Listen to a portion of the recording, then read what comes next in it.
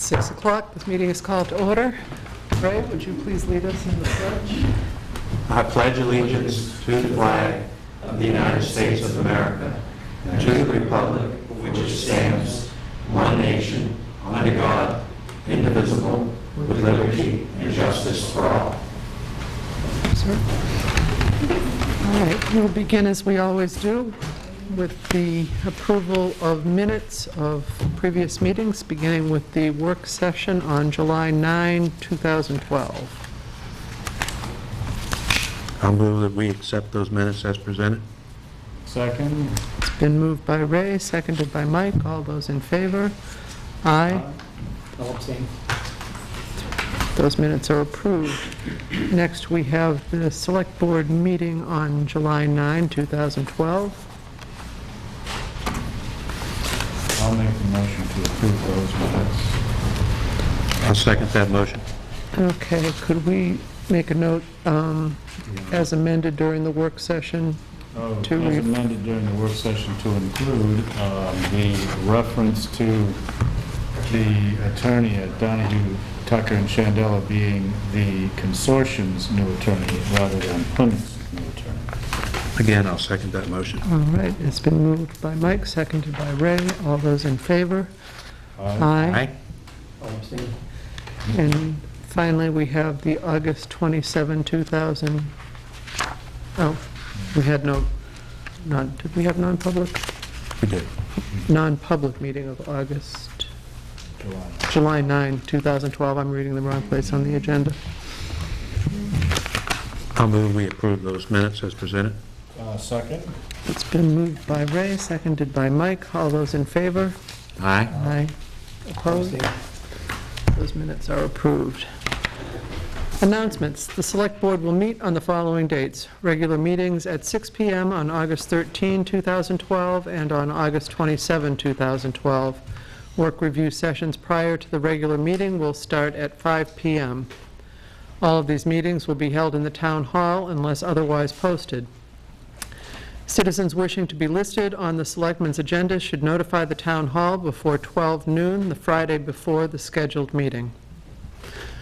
And moving on with the agenda, we first have an update from Chief Steve Lefebvre.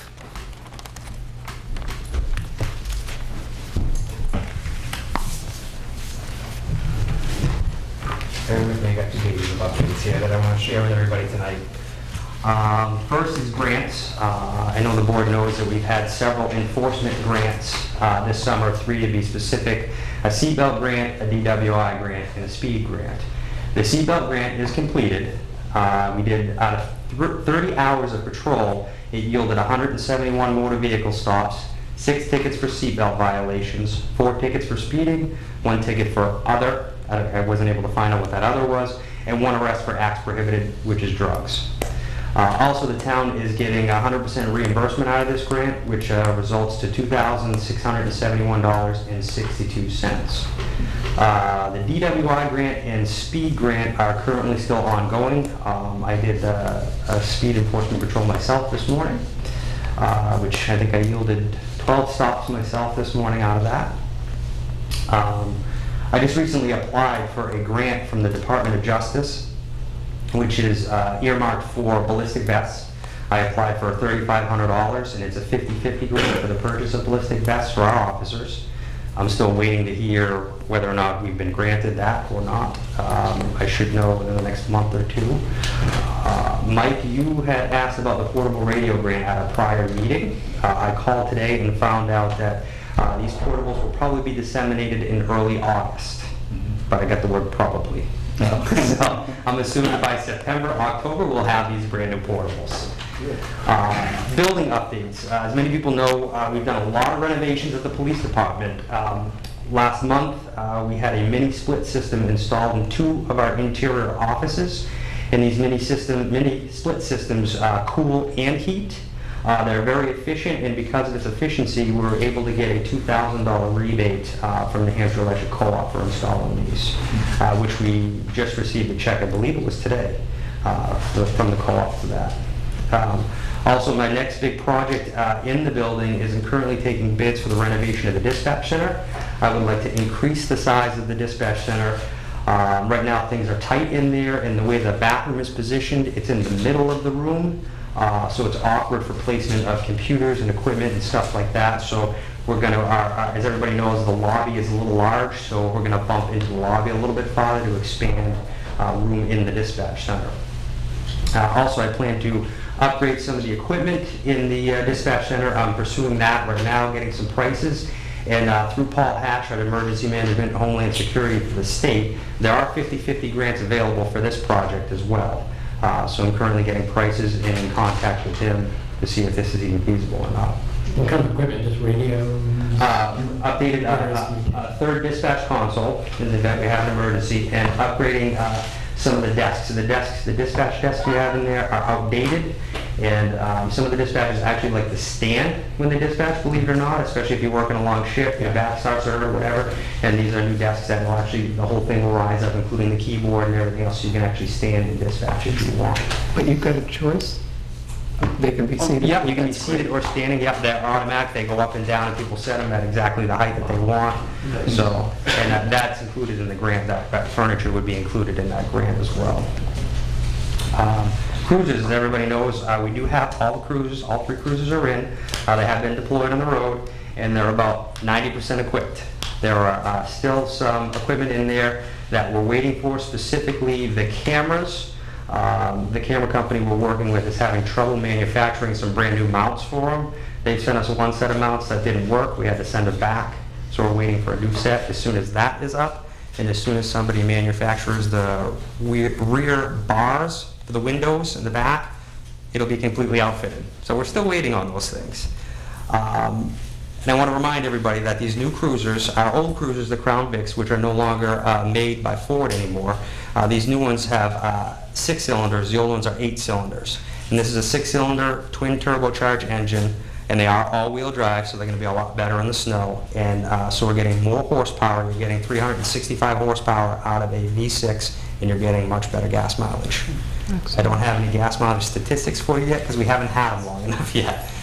Are they Fords? They are Fords, yeah. What do they call them? They're called the Ford Interceptor, Police Interceptor. It's really a Ford Taurus, but packaged for a fleet vehicle like law enforcement. Next I have personnel. As everybody knows, we changed the rank and file structure at the police department. Our number 2 position is no longer a captain. It's titled Deputy Chief. Currently, we are down 2 patrol positions. But we do have 2 qualified candidates that I'm hoping by next select board meeting I can bring before you, introduce, get them sworn in, and get them out on the road. We will be sending both of these individuals to the police academy at the same time this spring, which will leave us a little short-handed this spring, which makes scheduling a little bit difficult. But myself and the deputy chief have been taking shifts to offset that and help out. For instance, the deputy chief is going to be doing a midnight shift tonight himself. I did a 6 to 2 patrol over the weekend. We do what we can to help out. So, Just, if I may, was there anything unusual in getting us down 2 officers? I mean, just sort of normal turnover, or were they plucked out by other departments? well, I can tell you, the one of them was plucked out by state police. Our person that just left, Lori Pettingill, went to state police. The other open position is still the vacancy from when Steve Temporino left. We have gone through a couple other hiring processes and washed everybody out. And you would think in this economy we could get some better candidates, but the fact of the matter is we haven't got any good qualified candidates up until this point. This process, like I said, yielded 2 really good candidates. So it's a matter of time. Yes. Yep. And typically, since we're down 2 patrolmen, I just want to throw out a few statistics. Typically, the police department itself handles about 19,000 calls for service a year. That's just the Plymouth Police Department. That equates to about 2,714 calls per officer for a year, or about 52 calls per officer per week. And being down 2 patrol positions, that number increases to 3,800 calls per officer per year. So we're very busy right now, but we're getting it done with what we have. So. And also, I believe the board knows this, but for everybody else here, we just hired a new dispatcher with the open position. His name is Bruce Wiggett. He is currently in his 5th week of training. He's doing extremely well, and we anticipate maybe another 2 weeks of training. He should be out on his own and ready to go also. Lastly, I want to share with the board and members of the public is we've had a significant increase in serious felony crimes over the last year. In 2010, we had 24 felony referrals to the Grafton County Attorney's Office. Last year, in 2011, we more than doubled that with 53 felony referrals to the Grafton County Attorney's Office. And we are on par this year for that 53 number as well. I think the increase in cases is mainly drug-related. That's what I have for updates. Thank you very much. Any May I ask questions? you a question? On those two officers, you said they were going to go to training in the spring. Are Did I they, say spring? Fall, I meant fall, sorry, Okay. this fall. My mistake. gotcha. Okay. Thank you, Thank you. Steve. And Steve, actually, since the next item on the agenda is you and the purchase order Okay. for IMC DM, IMC software support. I will stay right here. Stay here and move on to that. Perfect. Does everybody have a copy of the purchase order? Yes. from them? Okay. Basically, this is the purchase order. You sign it every year. It's for our licensing and software support for our IMC, which is Information Management Center. It's our police software program that we have. It is a bit of an increase from last year because we've added those mobile data terminals in each cruiser. What's a and mobile data terminal? It means it's mobile, it's inside the cruiser. You can run all the same information from the cruiser as you can sitting in the police department, including running people's motor vehicle records. Oh, so you don't have to call in for that? Correct. You can do it right from the cruiser. Mhm. And like I said, the mobile data units, it was about a $3,029 increase in that. And PSU does pay a portion of that, which is amounts to $2,475, which is a third of the cost minus the mobile data terminals.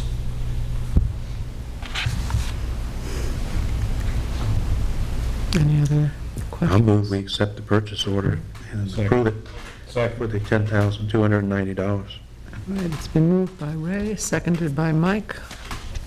All those in favor? Aye. Aye. That purchase order is approved. Thank you.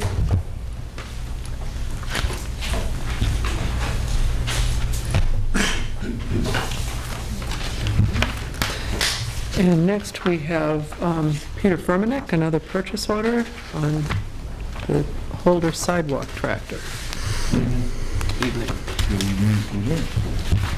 I came to get a purchase order for our new sidewalk tractor signed and here to answer any questions in regards to the tractor. This is a replacement for our 2002, which is 10 years old, and it became unreliable within the last 2 winters. So we've been borrowing from the college. And this is the lower of the 2 usable tractors that will work really well for this town. The less expensive of the two.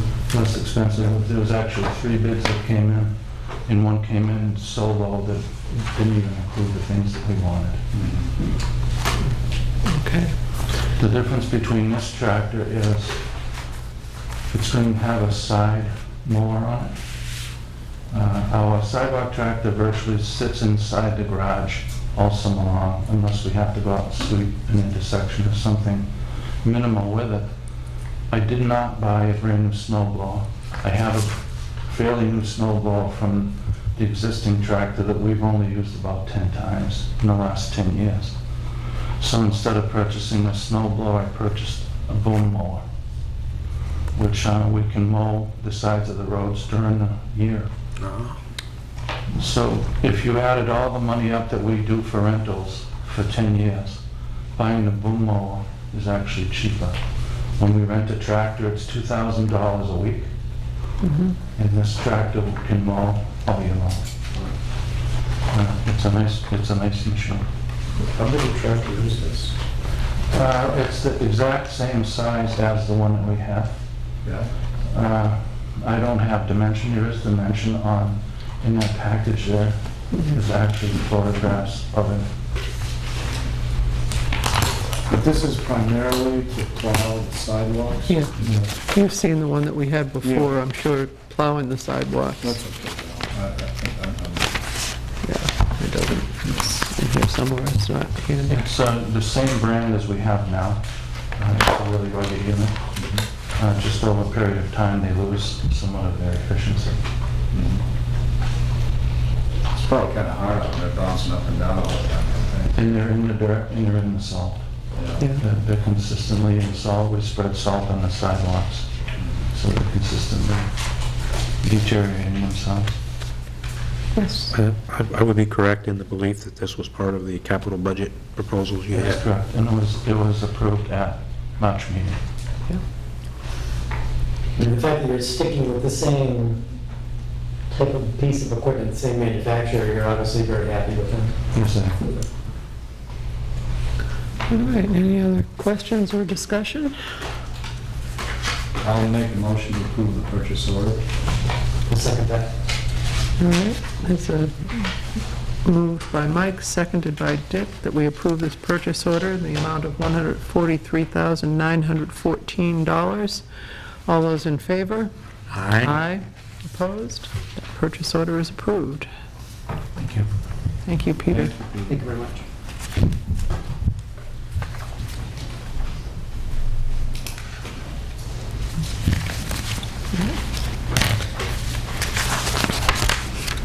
All right, next on the agenda, we have committee reports. Well, I can start by saying I don't have anything to report. Okay. I can finish up with saying I don't have anything to report. All right, Mr. Lewis?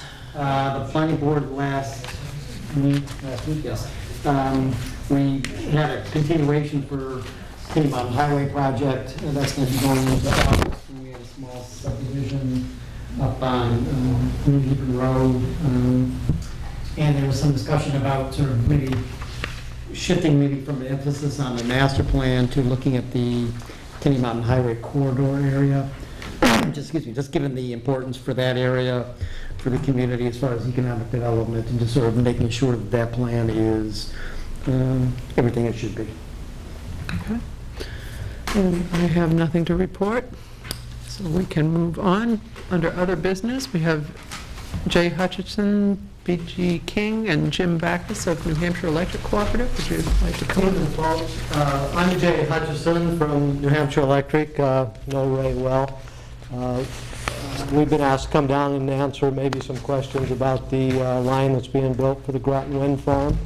My associate B.G. King has overseen the design and helped coordinate the construction and all the easement issues with the members. So if we can answer any questions for you, we'd be happy to. Well, I guess the first question, and it was really what prompted the invitation, is what kind of a plan is there in place to get Fairpoint and any others using those poles to move their wires? What kind of a time frame are we talking What do about? you think, B.G.? We have several cable companies and Time Warner and then Fairpoint. They have been involved with this project right from the get-go in letting them know the scope of the work and the time frame that was anticipated. We anticipate to finish our project, the electrical part of the project, which has to be completely done and out of the scope of work and before the cable companies and the telephone can move. We anticipate sometime in September that we would be complete with our work, and then there will be official notifications to the cable companies from pretty much the top down. So there's Segtel, there's I think that's Waveguide, and then there's Time Warner. There's also some fire. I've been in touch with the Chief Clugston, I believe, and apparently the equipment that's on those poles is somewhat obsolete anyway, so he directed us as to where we can cut it off and remove it. So the poles will, once we're done, the poles will be topped off so that the cable companies can lift their wires above the old pole and transfer to the new. The emphasis, of course, is a notification, so as each one is notified, for the most part, most of the lead times I've been given by the cable companies is within 60 days of notification. That might go over a little bit due to weather factors or storms or some sort of emergency issues that they have to handle, just like the electric companies, they have to handle as a top priority. But their normal lead time, they said, was within 60 days. I'd probably add another 30 days to that, so 90 days for each cable company to transfer.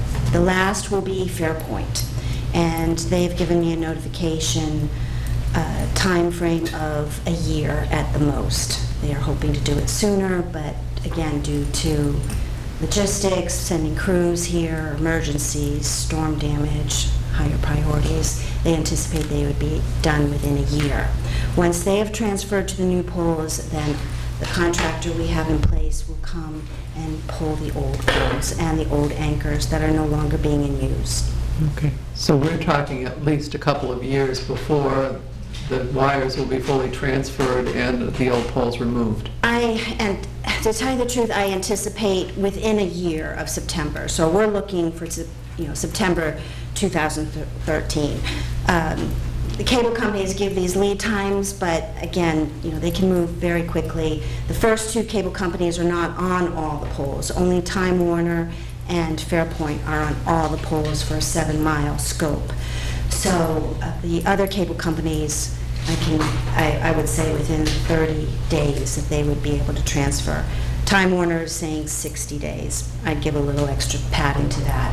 So we're really looking at Fairpoint, who's going to take the most time. So I'm pushing for September 2013. Other questions from the board? I think that was really it. We were concerned about whether there was a plan really to, get those old poles out of there. Iberdrola, the power generating company, has been very cooperative in assisting us with this communication with the companies. There's some transfer costs that they've absorbed to instill upon these companies to transfer to the new poles. So it's a little different than your normal system improvements where many of the utility companies have to absorb the cost to transfer so that they will delay that. It's a lower priority work compared to some of the revenue generating work that they have. So Iberdrola has been very helpful in also having some incentives for these companies to transfer to the new poles. I think it's safe to say, don't you too, BG, that Iberdrola is cognizant that double poles are greatly disliked in the state. So I think they're well aware that these transfers have to happen and the old poles need to come out because they don't want the bad press either. Because I'm working within state right-of-ways, I have made agreements with the state, and many of those agreements are valid and approved once the old poles are removed. So again, we also have incentives for our licensing and some of the agreements I've made with New Hampshire DOT that the old poles will be removed in a timely manner as well. So everyone is very much aware of the public image and of the approval processes that are in place, which need to become final once the old poles are removed. Yes. How does that September date tie in with the operational startup of the wind farm? Is that... We're going to try to get the lines energized, the 35,000 volt express lines that take the power from the wind site to the alternate switching station by the end of September. So that means functionally they could transmit power. Okay. I don't know what their arrangement is, but I believe they're under contract to deliver power in November, I believe. Because they've signed contracts, Yeah. for the output of the plant. Okay. Thank you. Paul, did you have anything? All right, I think that answers our questions. Thank you very much. Sure. Thank you for coming. Thank you. Great. Do we have any public comment this evening?